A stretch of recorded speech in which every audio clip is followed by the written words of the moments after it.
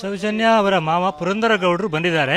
SITಯಲ್ಲಿ ಹಿಂದೆ ಒಮ್ಮೆ ನೀವು ಭೇಟಿಯಾಗಿದ್ರಿ, ಇವತ್ತು ಕೂಡ ಬಂದಿದ್ದೀರಿ. ಅವತ್ತು ಯಾವಕ್ಕೆ ಬಂದ್ರಿ, ಇವತ್ತು ಯಾಕೆ ಬಂದ್ರಿ, ಇವತ್ತೇನು ಹೇಳಿದ್ರು ಪೊಲೀಸರು, ಅವತ್ತೇನು ಹೇಳಿದರು?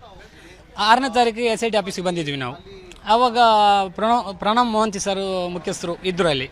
ಅವ್ರ ಹತ್ರ ಮಾತಾಡಬೇಕಂತ ನಾವು ವೆಯ್ಟ್ ಮಾಡಿದ್ವಿ ಸರ್. ಸುಮಾರು 2 ಗಂಟೆ ತನಕ ವೆಯ್ಟ್ ಮಾಡಿ ಆಮೇಲೆ ನಮಗೆ ಅವ್ರು ಸಿಕ್ಕಿದ್ರು. ಅವ್ರ ಹತ್ರ ಮಾತಾಡಿದಾಗ ಧರ್ಮಸ್ಥಳದಲ್ಲಿ ಕಂಪ್ಲೇಂಟ್ ಕೊಡಿ ಅಂತ ಹೇಳಿದರು ವಿಚಾರ. ಸರಿ, ಅಲ್ಲಿ ಕಂಪ್ಲೇಂಟ್ ತೊಗೊಳ್ಳಲ್ಲ ಸರ್, ನೀವು ಒಂದು ಲೆಟರ್ ಏನೋ ಕೊಡಬೇಕು ಸರ್ ಅಂತ ಹೇಳಿದೆ. ಅದಕ್ಕೆ ಇಂಬರ ಲೆಟ್ರನ್ನು ಅಲ್ಲಿ ರೆಡಿ ಮಾಡಿಸಿ ಕೊಟ್ಟರು ನಮಗೆ. ಅದನ್ನು ತೊಗೊಂಡು ಧರ್ಮಸ್ಥಳ SIಗೆ ಕಂಪ್ಲೇಂಟ್ ಕೊಡೋಕ್ಕೆ ಅಂತ ಓಡಬೇಕಾದ್ರೆ ಪಾಂಗಲ ಕ್ರಾಸ್, ನೇತ್ರಾವತಿ ಪಾಂಗಲ ಕ್ರಾಸ್ ಹತ್ರ SIT ಅವರು ಇವರು ನಮ್ಮ SI ಸಮರ್ಥ್ ಗಾಣಿಗೇರ್ ಅವರು ಅಲ್ಲಿ ನಿಂತ್ಕೊಂಡಿದ್ರು. ನಾವು ಅವರನ್ನು ನೋಡಿ ನಮಗೆ ಅದು ಮನೆಗೆ ಹೋಗೋ ದಾರಿ ಕೂಡ ಅದೇ. ಇವರು ಇಲ್ಲೇ ಇದ್ದರೆ ನಾವು ಕಂಪ್ಲೇಂಟ್ ಹೆಂಗೆ ಕೊಡೋದು ಧರ್ಮಸ್ಥಳಕ್ಕೆ ಅಂತೇಳಿ ಅಲ್ಲಿ ಹೋಗಿ ಒಂದು 5 ನಿಮಿಷ ನಿಂತ್ಕೊಂಡು ಇಷ್ಟೇ. ಅವ್ರು ಇದ್ದರು, ಅವರು ಯಾರ ಹತ್ರ ಪೊಲೀಸ್ನವರು ಮಾತಾಡ್ತಿದ್ರು, ಜನ ಏನು ಜಾಸ್ತಿ ಇರಲಿಲ್ಲ. ಮತ್ತು ನಾನು ಇವತ್ತಿನ ಆಗಲಿಕ್ಕಿಲ್ಲ ಇಲ್ಲಿ ಅಂತೇಳಿ ಸೀದಾ ಮನೆ ಕಡೆಗೆ ಹೋದೆ. ಮತ್ತು ನಾನು ಅಲ್ಲಿಂದ ಸುಮಾರು 8:30ರಿಂದ 9 ಗಂಟೆ ಹೊತ್ತಿಗೆ ನಾನು ಆ ರೂಟಲ್ಲಿ ಮತ್ತೆ ಉಜಿರೆ ಕಡೆಗೆ ಬಂದಿದ್ದೆ ಸರ್. ಈಗ ಅಂದರೆ ನೀವು ಹೇಳಲಿಕ್ಕೆ ಹೊರಟಿರ್ತೇನೆ, ಈಗ ದೂರುದಾರ ಬಂದ ಮೇಲೆ ನಿಮಗೆ ಏನು ಅನಿಸ್ತಾ ಇದೆ?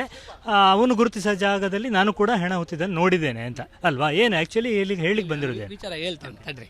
ಅವತ್ತು 9 ಗಂಟೆ ಬಂದ. ಆಮೇಲೆ ಮರುದಿವಸ ಅವತ್ತೇನೋ ಗಲಾಟೆ ನಡೆದಿದೆ ಅಂತ ಹೇಳಿದ ಕಾರಣ ಮರುದಿವಸ ನಾವು ಸ್ಟೇಷನ್ ಹೋಗಲಿಲ್ಲ. 8ನೇ ತಾರೀಕು ಸ್ಟೇಷನ್ ಹೋದೆ ಸರ್. ಹೋಗಬೇಕಾದ್ರೆ ನನ್ನ ಹೆಸರನ್ನೇ A1 ಆರೋಪಿಯಾಗಿ ಸುಮೋಟ ಕೇಸಲ್ಲಿ ಧರ್ಮಸ್ಥಳ ಪೊಲೀಸವರು ಹಾಕಿದ್ರು ಸರ್. ಅದನ್ನು ನಾನು ಪ್ರಶ್ನೆ ಮಾಡಿದೆ. ಅಂದರೆ ಹಾಗಾದ್ರೆ ನಾವು SITಗೆ ಕಂಪ್ಲೇಂಟ್ ಖಾಲಿ ಕೊಡಕ್ಕೆ ಬಂದ ಅದಕ್ಕಾಗಿ ಇವರು ಮಾಡಿದ್ರು ನನ್ನ ಹೆಸರನ್ನು. ಆದರೆ ವಿಡಿಯೋದಲ್ಲಿ ತೋರಿಸಲಿ, ನಾನು ಆ ಪ್ಲೇಸಲ್ಲಿ ಇದ್ದೆ ಅಂತ ಅವ್ರು ತೋರಿಸಲಿ. ಗುಂಪು ಘರ್ಷಣೆಯಲ್ಲಿ ನಾನು ಇರಲಿಲ್ಲ. ಯಾಕಾಗಿ ಮಾಡಿದ್ರು ಅವರು? ನಾವೀಗ ಇದಕ್ಕೆ ಹೇಳ್ತಿರುವಂಥದ್ದು, ನಮಗೆ ಭಯದ ವಾತಾವರಣ ಇದೆ ಅನ್ನೋದಕ್ಕೆ ಸುಮ್ಮನೆ ಬಂದು ಸೇರಿಸ್ಬಿಡ್ತಾರೆ. ನಾ SI ಅವ್ರ ಹತ್ರ ಅವತ್ತು 8ನೇ ತಾರೀಕು ಕೇಳಿದೆ, ನನ್ನ ಹೆಸರನ್ನು ಯಾಕೆ ನೀವು ಹಾಕಿದ್ರೆ ಅಲ್ಲಿ? ಹಾಗಾದ್ರೆ ನಾವು ಈಗ ಏನೋ ಒಂದು ಇಲ್ಲಿ ಊತಾಕಿರೋ ಪ್ರಕರಣಕ್ಕೆ ನಾವು ಕಂಪ್ಲೇಂಟ್ ಕೊಡೋಕ್ಕೆ ಬರ್ತೀವಿ ಅಂತ ಎದುರಿಸುವ ಏನಾದರೂ ಹುನ್ನಾರ ಇದೆಯಾ ಅಂತ ನಾವು ಈಗ ಪ್ರಶ್ನೆ ಮಾಡ್ತಿದ್ದೀವಿ. ಏನು ಹೇಳಿದ್ರು ಅದಕ್ಕೆ ನೀವು ಆ ಥರ ಕೇಳಿದಾಗ? ನಿಮ್ಮದೀಗ A1 ಇದೆಯಾ ನಿಮ್ಮ ಹೆಸರು? ಈಗ ಇದೆ ಸರ್, ನನ್ನ ಹೆಸರು ಇದೆ ಅದರಲ್ಲಿ. ನಾನು ಕೇಳಿದೆ, ನಾನು ಇಲ್ಲದ ಪ್ಲೇಸಲ್ಲಿ ಇಲ್ಲದಾಗಿ ನೀವು ಹೆಂಗೆ ನನ್ನ ಹೆಸರನ್ನು ಹಾಕ್ತೀರ ಅಂತ ಕೇಳಿದೆ.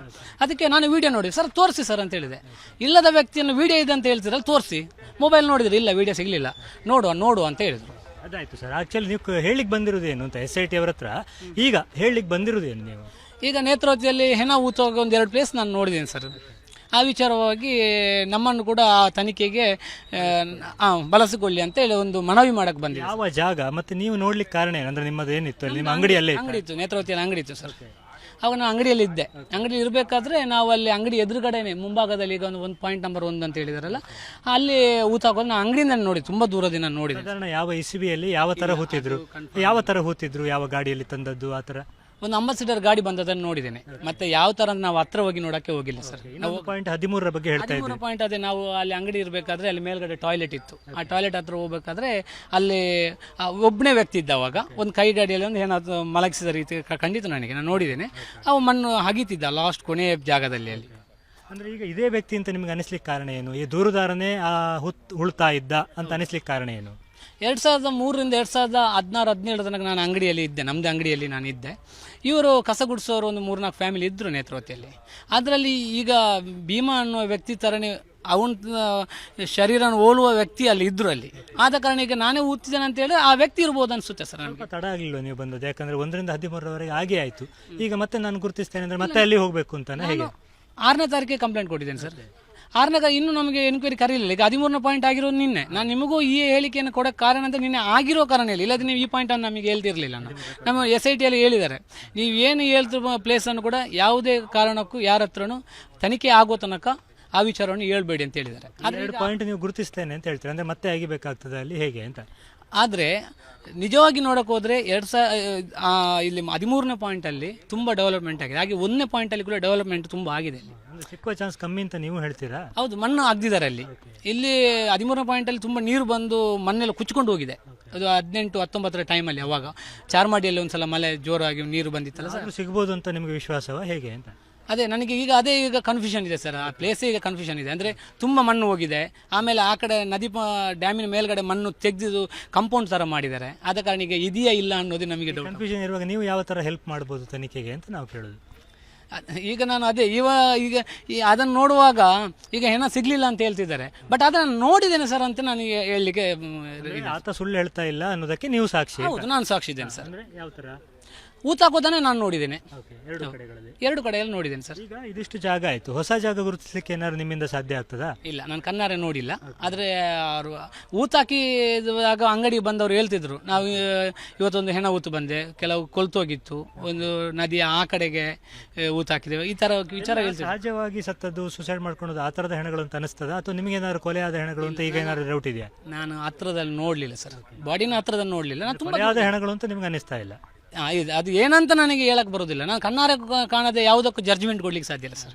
ಕೂತದನ್ನು ನೋಡಿದ್ದೇನೆ ಅಂತ. ಹೌದು, ಅಷ್ಟೇ ಸರ್. ಈಗ ನೀವಿಷ್ಟು ಧೈರ್ಯವಾಗಿ ಓಪನ್ ಆಗಿ ಬಂದಿರಲ್ಲ, ಮುಸುಕು ಹಾಕೊಂಡು ಬರುವಾಗ ನೀವಿಷ್ಟು ಧೈರ್ಯವಾಗಿ ಬರಲಿಕ್ಕೆ ಏನು ಕಾರಣ? ಯಾರು ಧೈರ್ಯ ಕೊಟ್ಟರು ನಿಮಗೆ? ಈಗ ನಮ್ಮ ಮುಖ್ಯಮಂತ್ರಿಗಳು SIT ರಚನೆ ಮಾಡಿದ್ದಾರೆ, ಅದರ ಮೇಲೆ ನಮಗೆ ನಂಬಿಕೆ ಇದೆ, ಏನೋ ಒಂದು ಇದರಲ್ಲಿ ನ್ಯಾಯ ಬರ್ಬೋದು, ಆ ಒಂದು ಧೈರ್ಯದ ಮೇಲೆ ಬಂದಿದ್ದೀವಿ ಸರ್.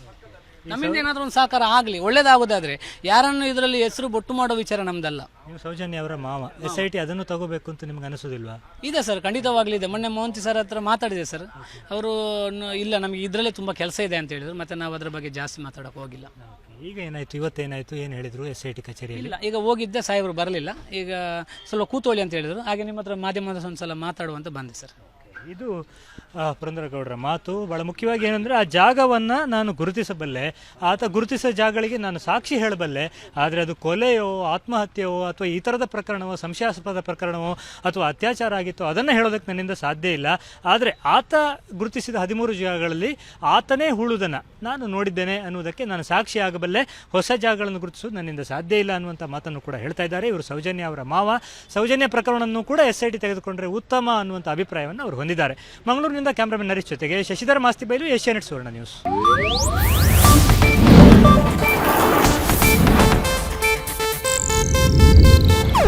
ಇದು ಏಷ್ಯಾನೆಟ್ ನ್ಯೂಸ್ ನೆಟ್ವರ್ಕ್ ಪ್ರಸ್ತುತಿ.